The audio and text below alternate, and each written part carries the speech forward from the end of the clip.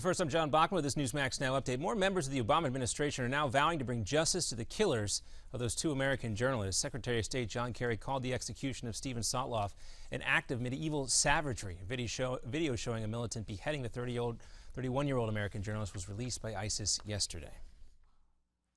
We have taken the fight to this kind of savagery and evil before, and believe me, we will take it again. When terrorists anywhere around the world have murdered our citizens, the United States held them accountable, no matter how long it took. ISIS has also threatened to kill a British citizen next unless the U.S. and Western forces stop airstrikes in Iraq. British Prime Minister David Cameron also condemned the killing of Stephen Sotloff today and says his country will not be frightened by Islamic radicals. This country will never give in to terrorism.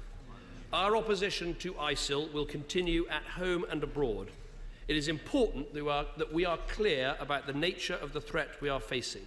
It makes no distinction between cultures, countries and religions.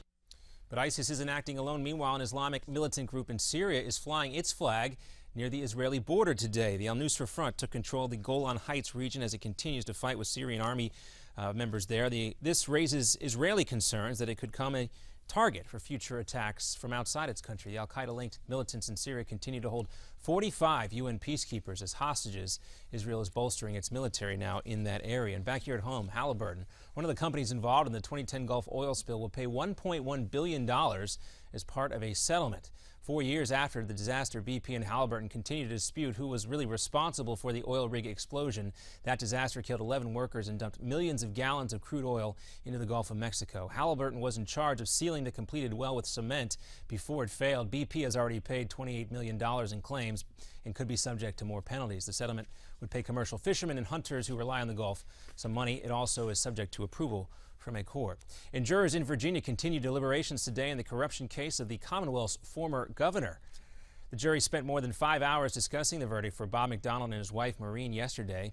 The couple face a total of 26 charges between the two defendants. The McDonalds were indicted for giving special political favors in exchange for more than $165,000 in gifts from a businessman who owned a supplement company. Despite his wife's admitted obsession with CEO Johnny Williams, the governor says his family has never been stronger. In Arizona, a new police report sheds light on last week's fatal gunshot accident that involved an instructor. The report says the 9-year-old girl who unintentionally shot the instructor, Charles Vaca, told her parents the Uzi was too powerful and it hurt her after she fired it. This delayed her parents from immediately realizing that Vaca had been shot in the head. He died right after the incident. We'll have another update coming up in 30 minutes. Now back to Midpoint.